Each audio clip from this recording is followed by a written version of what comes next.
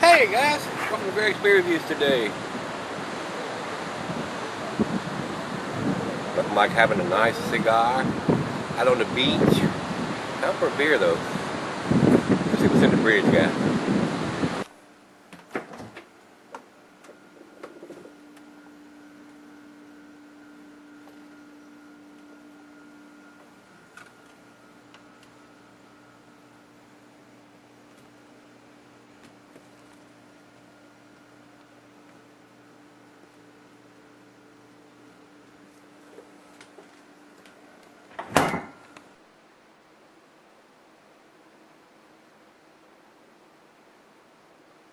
Hey everybody, thanks for stopping by Gregsbeerreviews today. Today's beer comes from Big Boss Brewing Company. And this is their High Roller India Pale Ale. And it comes in at 6.75% alcohol by volume. And it's got a date code running up the side here, January, February, March, all the way up to December, then 11, 12, 13, 14. In white there to be checked or not, and there is nothing going on there, so somebody forgot to do their job, it looks like. Alright, I have done one of their beers, I think. I can't remember. It didn't stick in my mind good enough for me to remember which one. I think it was a wheat beer or something, but I don't remember now. But like I said, they're out of North Carolina. They're out of Raleigh, North Carolina. And this is considered an American IPA, so it should be a fairly hop-forward India Pale Ale. Year-round availability on this one, so that makes it even more critical to have that date.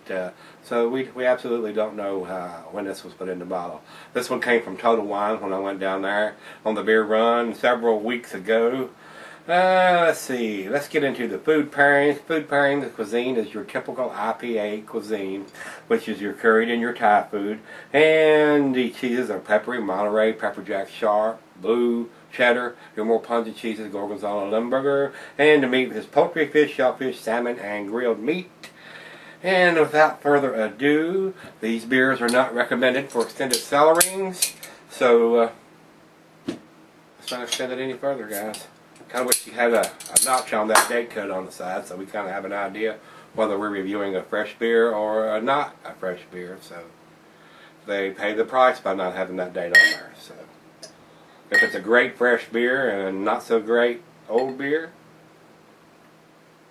they will get graded accordingly.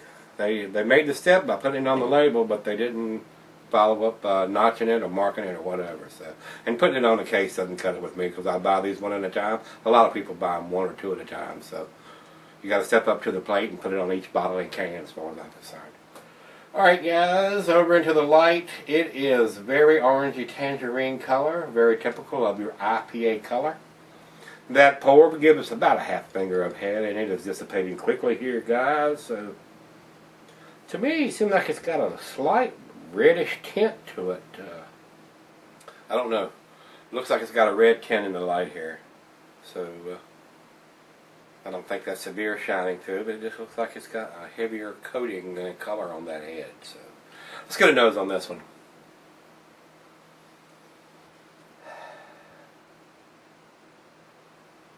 There are some hops, citrusy hops there, but it is not overwhelming or not standing out like an Indian. I mean, there are some pale ales that smell this hoppy. But it all depends on what you like. If you don't like a hoppy beer and you want to get into the IPAs, this may be a good one. So, I don't know. Doesn't have a great big nose on it. A lot of malt coming through. More malt than hops, in my opinion. That's why I'm thinking leaning more toward a pale than I am an IPA. But if it's an old bottle, the hops could have faded and you would get that overpowering maltiness in. Oh well, let's give it a taste, see what we got other than the citrusy smell we're getting. Cheers, everybody.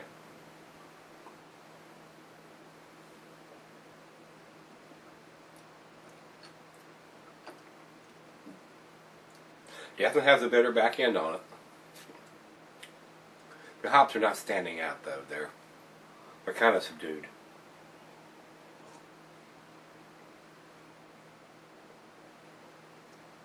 You get caramel and toffee, a slight citrusy hop presence, nice maltiness, and a nice bitterness on the back end. It just doesn't have it up front. Maybe we might need to dry hop this stuff just a little bit.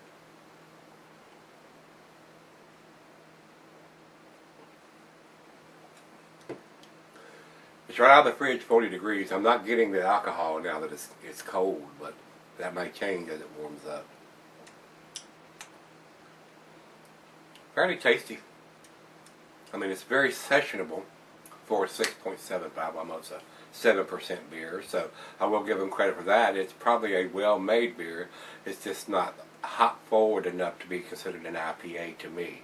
Now that I've had some of the really good IPAs, and it is subjective. I mean, I'm sure there are people who think this is probably the best IPA they've ever had, especially if they're loyal and close by locals to this brewery, especially the people that work there, I would say.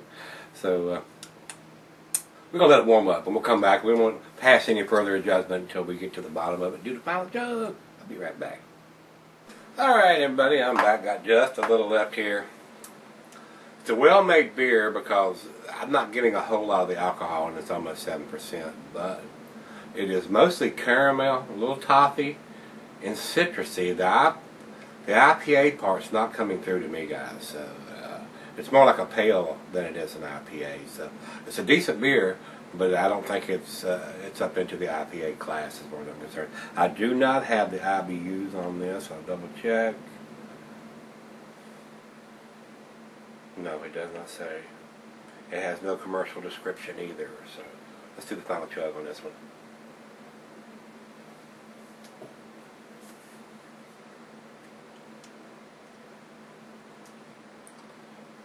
If I was grading it as a pale ale, I would say it's a good beer. But as an IPA, it's way bitter and doesn't have the big hop profile, the sweet. It has a little grapefruitiness, but not to the extent that for an IPA that it should have.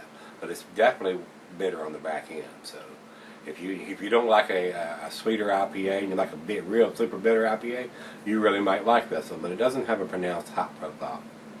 Seems like the bittering hops is overpowering the flavor and aroma hops in this beer.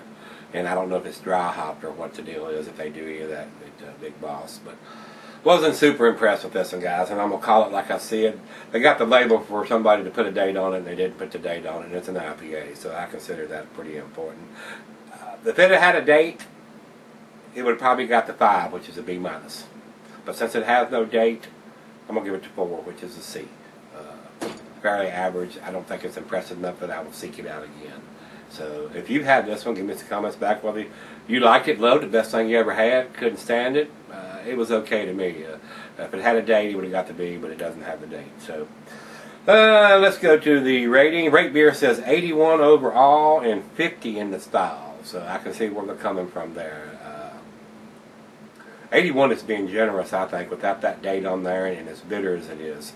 If it's an older beer, if this beer is a year or so old, it's going to be like that. It's going to lose that super forward hop profile, and you're going to get more of the maltiness and the bitter back end.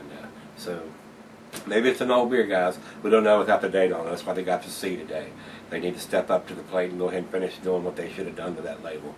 The other ratings from Beer Advocate says 83, which is in the good. So get the date fixed there, guys, so we know how old the beer is, and you'll get the B from me. So, guys, let me know if you've had it.